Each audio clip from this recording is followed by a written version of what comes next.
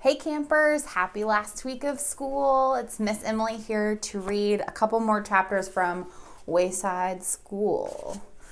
So we'll start with chapter 19, A Wonderful Teacher. Allison was still on the 19th story. The desks were arranged in clusters of 4. Allison sat at a cluster with a girl named Virginia, a boy named Nick, and a boy named Ray. But Virginia looked old enough to be her mother, and Nick looked like he should be in high school. Ray was a couple of years younger than Allison. Miss Zarves is a wonderful teacher, said Virginia in a sing-song voice. She is the nicest teacher I ever had. She's the only teacher you've ever had, said Nick. So, she's still nice, said Virginia. I've always gotten all A's. Aren't you a little old to be going to school? Allison asked her. You're never too old to learn, said Virginia. No one ever leaves Miss Zarv's class, said Nick. How long have you been here, Virginia? Virginia thought a moment. 32 wonderful years. I've been here 9 years, said Nick. But she always gives us good grades, said Virginia. That's true, Nick agreed. I've gotten all A's since I've been here too. Me too, said Ray. And sometimes I answer all the problems wrong on purpose. Where were you before you came here? Allison asked him. I went to, Ray shook his head. That's funny. I don't remember. I don't remember where I came from either, said Virginia. Well, I do, said Allison. But suddenly she couldn't remember either. Then it came to her. Mrs. Jules's class. And Rondi was in the class, and Jason, and Dana, and Todd. She named every member of the class, including all 3 Erics. She didn't want to forget where she came from. If I forget where I came from, I might never get back, she thought. Did you say there was a girl named BB Gunn? Asked Ray. Yes, said Allison. BB's a very good artist. My last name is Gunn too, said Ray. I wonder if we're related. Ray, no talking please, said Miss Zarves. Now, everyone please take out a pencil and some paper. I want you to write all the numbers from 0 to 1,000,000 in alphabetical order. From 0 to 1,000,000? Asked Allison. She couldn't believe it. Don't worry, said Virginia. If you run out of paper, Miss Zarves has more in the closet. Allison stared at her in horror. But it will take over 100 years, she said. So, asked Virginia, what's your hurry? Allison started to work. It was bad enough having to write down all the numbers from 0 to 1,000,000, but she couldn't imagine how she'd ever put them in alphabetical order. 1 came before 2, 3 came after 1 but before 2, 4 came before 1, 5 came before 4, 6 came after 1 but before 3. Don't worry, said Virginia. Even if you miss a few, Miss Zarves will give you an A when you finish. 7 came after 1 and before 6. 8 came first.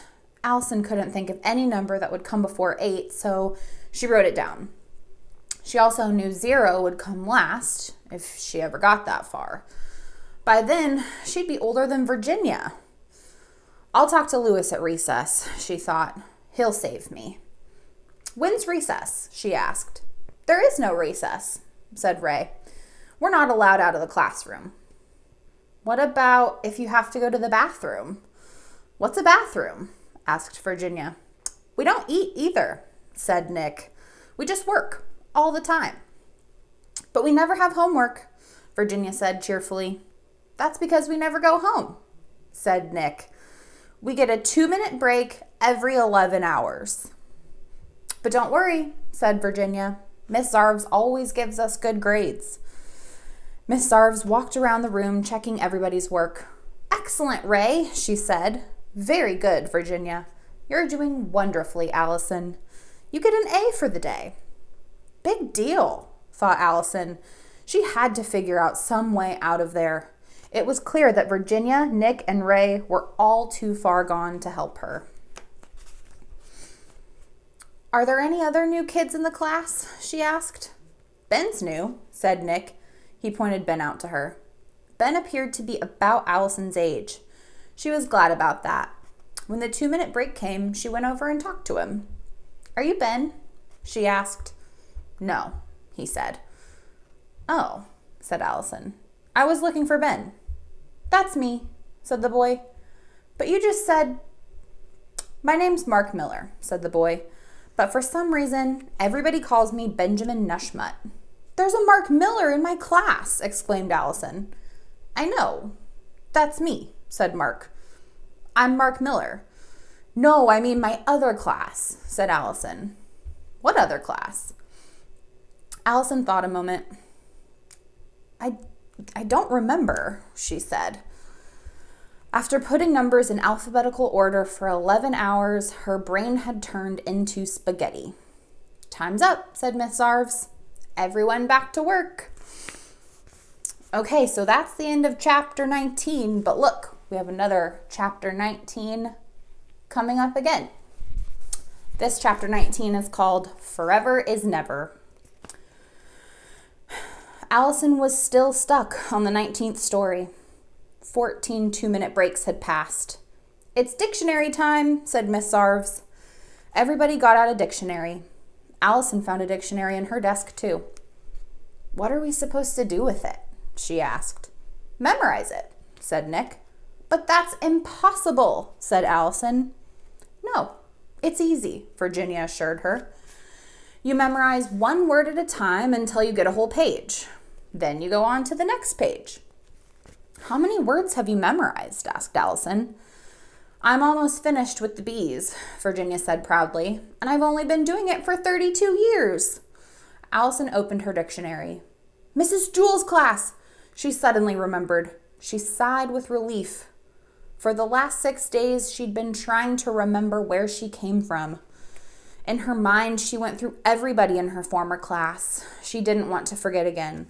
As she thought about each person, tears filled her eyes. She missed them very much. Even Jason. They were all so wonderful in their own special ways. When the 2-minute break came, she talked to Mark again. He was the only person in the class who seemed to have a brain still. How did we get here? She asked. Maybe we're dead, said Mark. Maybe we died and went to... This isn't heaven, said Allison. That wasn't what I was going to say, said Mark. Allison felt a chill run up her spine. She looked at Miss Sarves, but Miss Sarves smiled back at her. But she seems so nice, said Allison. Could someone as nice as her really be the devil? I don't know, said Mark. She always gives good grades. What would happen if we didn't do our work? Said Allison. We have to do our work, said Mark. Why? Asked Allison. What's Miss Sarves going to do to us? Keep us after school? I don't know, said Mark. Teachers can always find new ways to punish you. They're experts at it.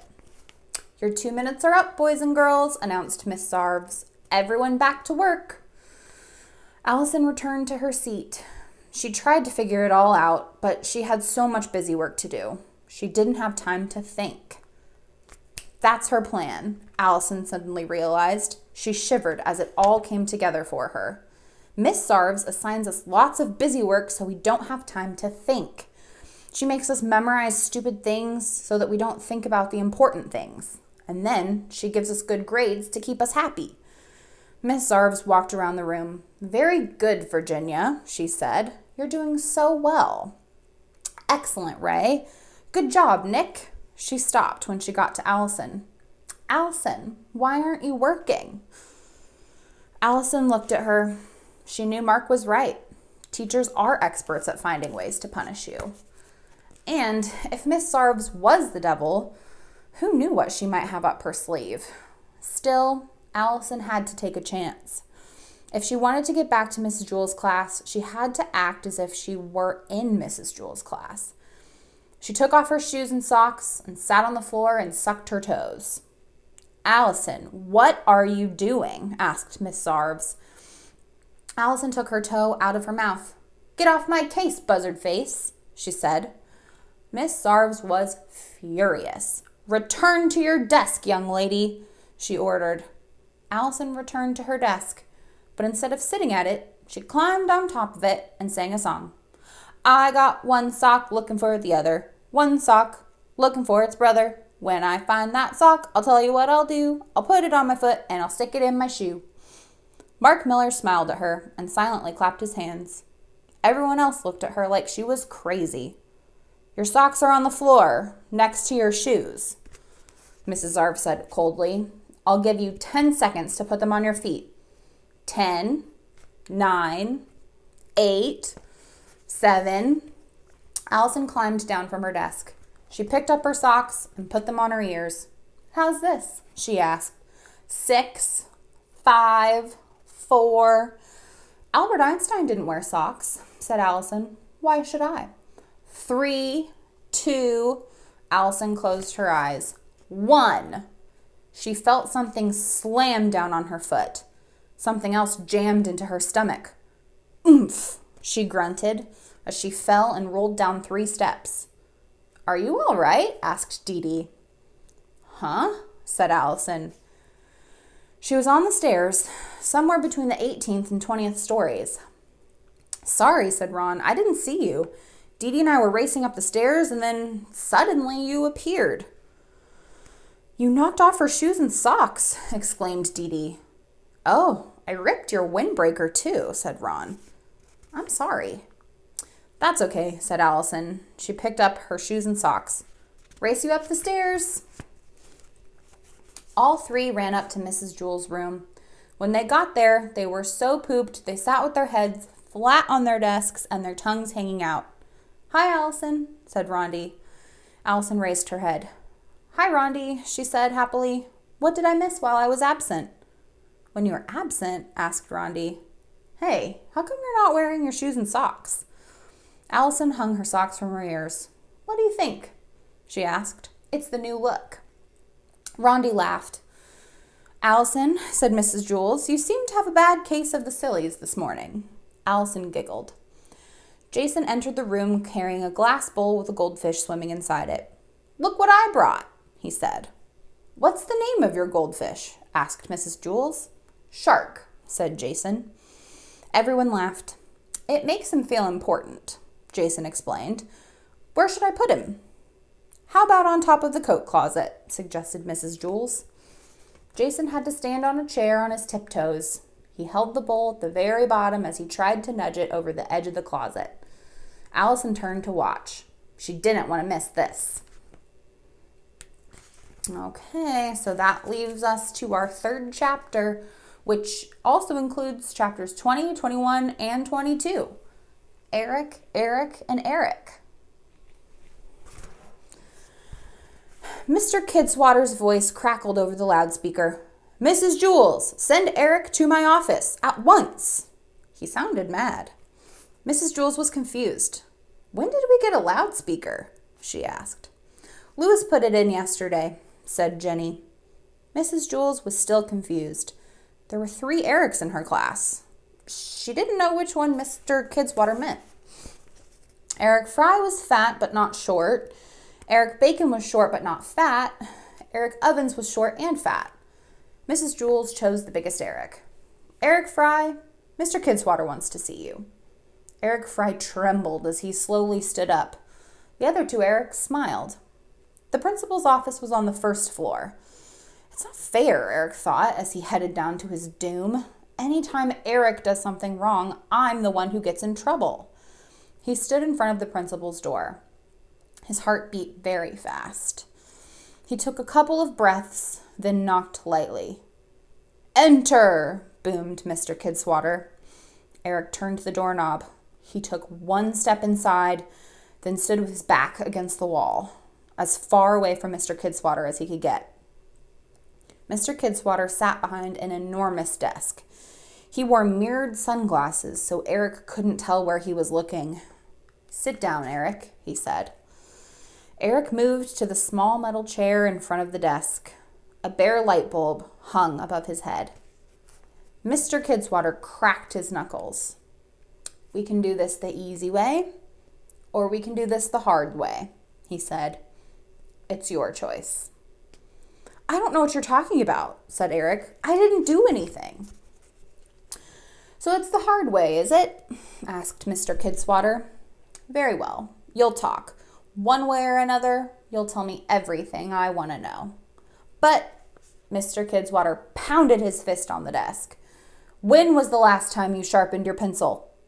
Eric tried to remember, but he was too nervous to think. Wait, let me think, he stammered. We had a spelling test on Friday, but I borrowed... Where were you yesterday afternoon at 12:15? Asked Mr. Kidswatter. Yesterday? Asked Eric. I was here, at Wayside School. I remember I ate lunch and then I played kickball. Mr. Kidswatter smiled. Do you kick with your left foot? He asked. No, I'm right-footed, said Eric Fry. Grumbled Mr. Kidswatter. Have you ever gotten your hair cut at Charlie's barbershop?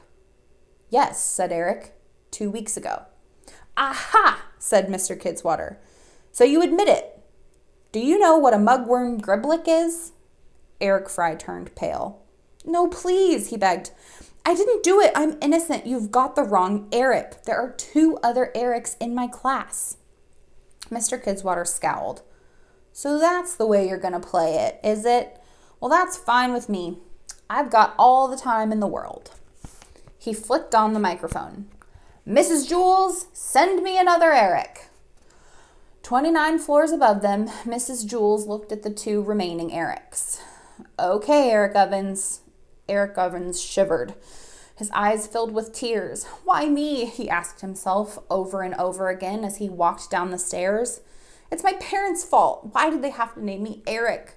Why couldn't they name me Osgood? He tapped on the door to the principal's office. Come in, bellowed Mr. Kidswatter. Eric Ovens gulped, then walked inside. He sat in the little chair in front of Mr. Kidswatter's enormous desk. Eric Fry was nowhere to be seen. Well, what happened to Eric Fry? He asked.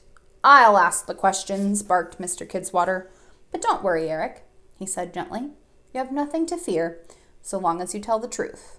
He cracked his knuckles. Eric Ovens was very scared. Mrs. Jules always said that there was more than one answer to every question. He hoped he gave Mr. Kidswatter the right ones. Did you have a spelling test last Friday? Mr. Kidswatter asked. Yes, said Eric Ovens. How did you know that? I have my ways, Mr. Kidswatter said slyly, behind his mirrored glasses. When was the last time you sharpened your pencil? This morning, said Eric Ovens. Mauricia accidentally stepped on it and... Did you play kickball yesterday at 12:15? No, I played tetherball. Right or left-handed? Right. Mr. Kidswatter tossed a stapler at him. Eric caught it with his right hand. Mr. Kidswatter scowled. Okay, Eric, tell me this. Have you ever gotten your hair cut at Charlie's barbershop? No, but I will. I'll go right now if you want. You're not going anywhere, shouted Mr. Kidswatter.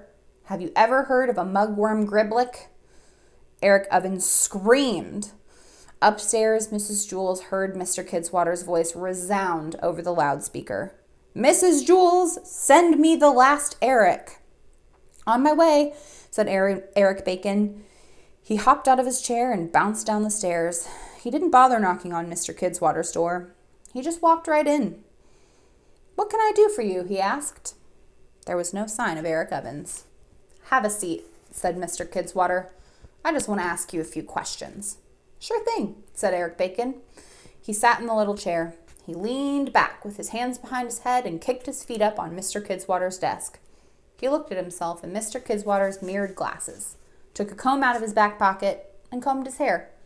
His hair was very neat and trim. He had gotten it cut yesterday at 12:15 at Charlie's barbershop. Mr. Kidswatter cracked his knuckles. When's the last time you sharpened your pencil? He asked.